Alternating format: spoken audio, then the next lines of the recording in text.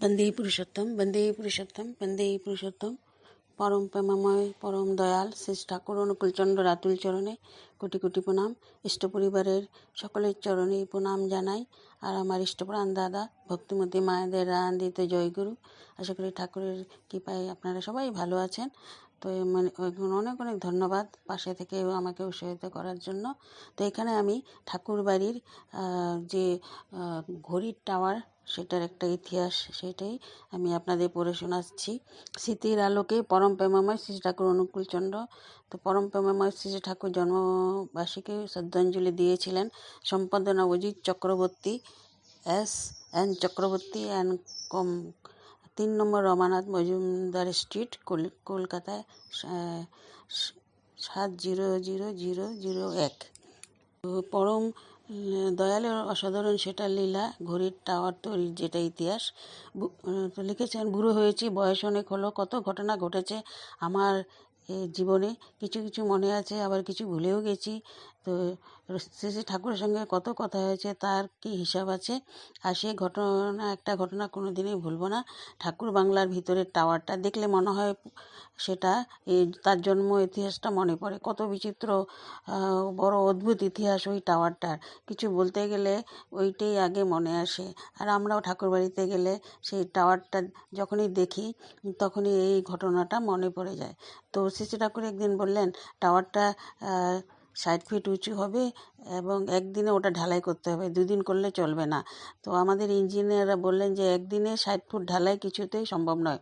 Engineer শেষ রায়ও বলল আমাদের সায়েন্সে এই জিনিস সম্ভব নয়, বেশি হলে 10 ফিট পর্যন্ত একদিনে সম্ভব, তার বেশি হয় না। আমি আমার পরিচিত সবার সঙ্গে কথা বললাম, সবাই নিষেধ করলো।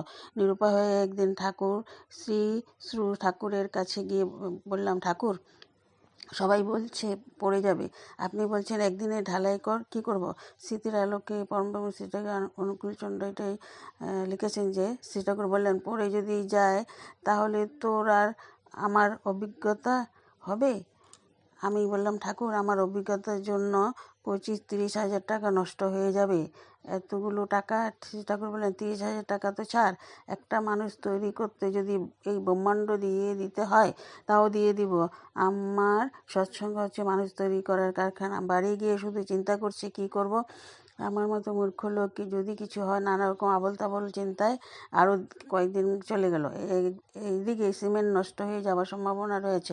ভয় পেলাম তাহলে সর্বনাশ হয়ে যাবে। তাই আবার একদিন শ্রী ঠাকুরের কাছে গিয়ে বললাম, ঠাকুর সিমেন্ট তো নষ্ট হয়ে যাচ্ছে, কত কষ্ট করে এনেছি সেটা জমে যাচ্ছে, এত দামি সিমেন্ট নষ্ট হয়ে যাচ্ছে।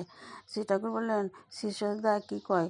আমি বললাম, শিষ্যদা তো অনুমতি দিচ্ছে না। শ্রী ঠাকুর বললেন, তোর কি ইচ্ছা? আমি বললাম, আমার ইচ্ছে আপনার ইচ্ছে, আপনি যদি আমারে বলেন আমি আরম্ভ করে দিই। শ্রী ঠাকুর বললেন, তাহলে তাই কর। শিষ্যদা তো আসে 8টার সময়, তুই 4টার সময় আরম্ভ করে দে, পারবি? আমি বললাম, ঠাকুর কবে? ঠাকুর বললেন, তবে আজই আরম্ভ করে দে। আমি বললাম, ঠাকুর রাত হয়ে গেছে, 9টা-10টা বাজে, দেখ না চেষ্টা করে। ঠাকুর বললেন, তখন সবার বাড়ি বাড়ি গেছি, কারিগর মজুর সবাইকে ডেকে নিয়ে এসেছি আনন্দবাজারে, তাদের খাইয়েছি, তারপর সারা রাত বসিয়ে রেখেছি। রাত 4টের সময় আরম্ভ করেছি। সকাল হওয়ার মধ্যে মাটির নিচে 6 ফুট ঢালাই হয়ে গেছে। শিষ্যদা আস্তে আস্তে উপরে 6 ফুটও ঢালাই হয়ে গেছে। 8টার সময় শিষ্যদা এসে খুবই চটে গেলেন, চিৎকার করে উঠলেন, হ্যাঁ আপনি কিছু জানেন না, ঢালাই আরম্ভ করে দিলেন। এখানে একটা কথা বলে রাখা দরকার, শ্রী ঠাকুর আমি আগে বলে রেখেছিল, তোরা যত গালাগালি করবি তুই চুপ করে থাকবি, বলবি যে আমি জানি না, আরম্ভ করে ফেলেছি, অন্যায় করে ফেলেছি, আসেন আসেন আসেন, আরম্ভ করেই ফেলেছি যখন। তারপর আমার কাছে এলে আমি তোকে অনেক গালাগালি করবো, তুই চুপ করে থাকবি, খালি শিশুদার কাছে হাত কচলাবি। ঠাকুর বলল, সুতরাং আমার কথা শুনে রেগে শিশুদা বললেন, আমি যাই ঠাকুরের কাছে। ঠাকুর কি বলেছেন? আমি বললাম, সিমেন্টটা নষ্ট হচ্ছে, তাই এখন আমায় জুতোই মারেন আর যাই করেন, এই বলে শুকনো মুখে হাত কচলাতে লাগলাম। শিশুদা রেগে গিয়ে শ্রী ঠাকুরের কাছে গিয়ে সব বলেন। ঠাকুর শুনে আকাশ থেকে পড়লেন, বললেন, অমন করেছে আপনারে না জানিয়ে, এই ডাক তো খগেনকে ডাক।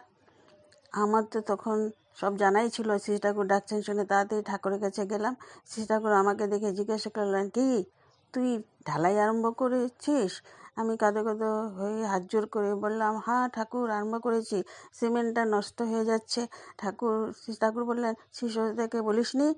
আমি বললাম, শ্রীদাকে কিছু বলিনি, সিমেন্টটা নষ্ট হয়ে যাচ্ছে, বড় কষ্ট করে জোগাড় করেছি। শ্রী ঠাকুর বললেন, তাই তো, সিমেন্টটা নষ্ট হয়ে যাবে। কিছুক্ষণ পরে বললেন, শ্রীসদা ওটা পাগল, কোয়াক ডাক্তার, একটা বড় ডাক্তার হলে চিন্তা করে, ও তো কোয়াক, ঠিকঠাক করে দেন আপনি যে। শ্রী সজদা বললেন, আমি ওই পাগলের সঙ্গে পারবো না, ওর মাথা খারাপ হয়েছে ঠাকুর। শ্রী ঠাকুর বললেন, পাগল যখন করেই ফেলেছে তখন ঠিকঠাক করে নেন, যখন আরম্ভ করেছে তখন তো ফিনিশ করা লাগে। তো আমি ওতে নেই, ও করেছে, ও বুঝবে বলে গজগজ করতে করতে চলে গেলেন।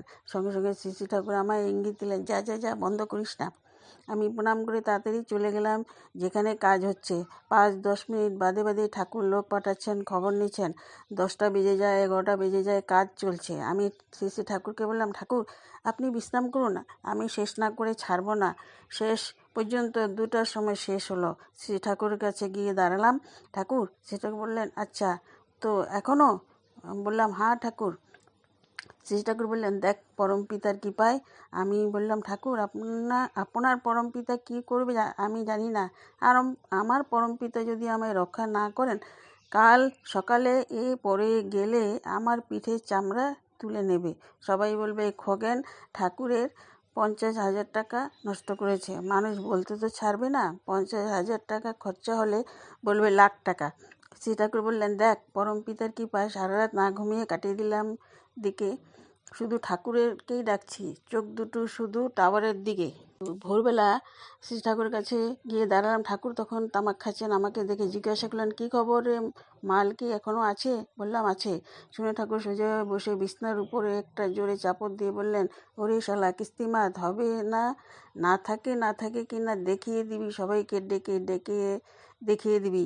টাওয়ার তৈরি হলো, আজও সেই টাওয়ার মাথা উঁচু করে দাঁড়িয়ে আছে। ঠাকুরবাড়ির গেট থেকে ঢুকলে যখনই টাওয়ারটাকে দেখি তখনই সমস্ত ছবিটা চোখের সামনে ভেসে ওঠে, মনটা আনন্দে ভরে ওঠে। মনে পড়ে যায় শ্রী ঠাকুরের সেদিনকার কথাগুলি সকালের।